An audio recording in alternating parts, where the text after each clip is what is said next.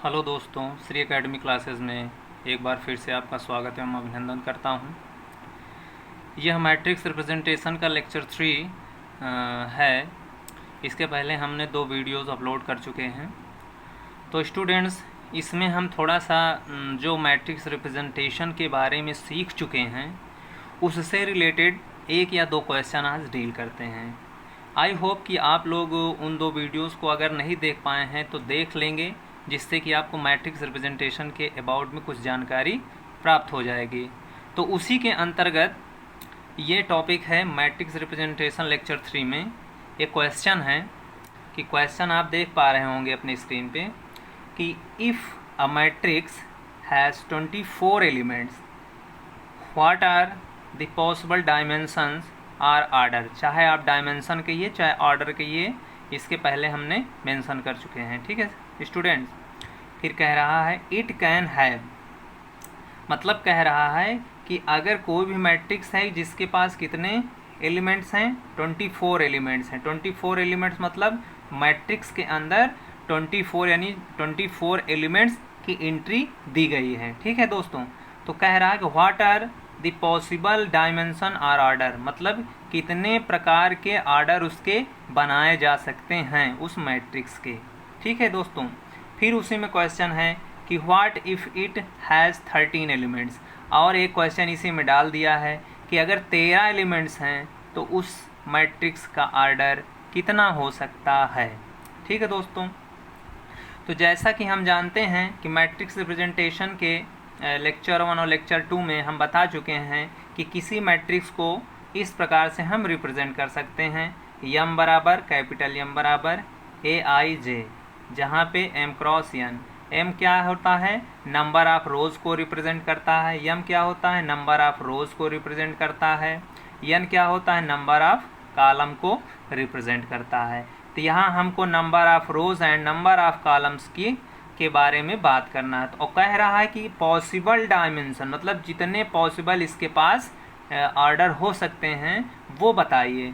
तो जैसा कि आप लोगों को हमने बताया है कि कोई भी मैट्रिक्स अगर m इंटू n ऑर्डर की है, कोई भी matrix m into n order की है तो उसके पास टोटल नंबर ऑफ एलिमेंट्स कितने होते हैं, m इंटू n, यानी इन दोनों नंबर ऑफ रोज़ और नंबर ऑफ कॉलम को हम मल्टीप्लाई कर देंगे तो जो टोटल आ जाता है वही हो जाता है total number of elements in the given matrix.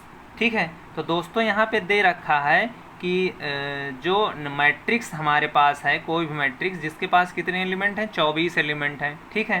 तो 24 एलिमेंट्स हैं तो उसके पास कितने पॉसिबल ऑर्डर हो सकते हैं, मतलब 24 एलिमेंट्स में कितने कितने ऑर्डर के हम बना सकते हैं मैट्रिक्स। तो अब आप लोग जानते हैं कि हम जब नंबर ऑफ रोज़ और नंबर ऑफ कॉलम को मल्टीप्लाई कर देते हैं तो टोटल नंबर ऑफ एंट्रीज आ जाती हैं।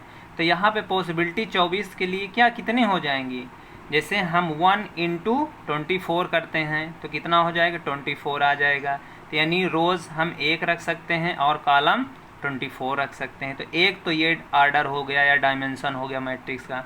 दूसरा क्या होता है, 12 दूनी 24, तो हम नंबर ऑफ रोज़ 2 रख सकते हैं, नंबर ऑफ कॉलम 12 रख सकते हैं। एक मैट्रिक्स ये भी बन सकती है। अब 8 त्रिक 24, यहाँ पे नंबर ऑफ रोज़ 3 हो जाएगा, नंबर ऑफ कॉलम 8 हो जाएगा। तो यानी एक ये मैट्रिक्स बनाई जा सकती है।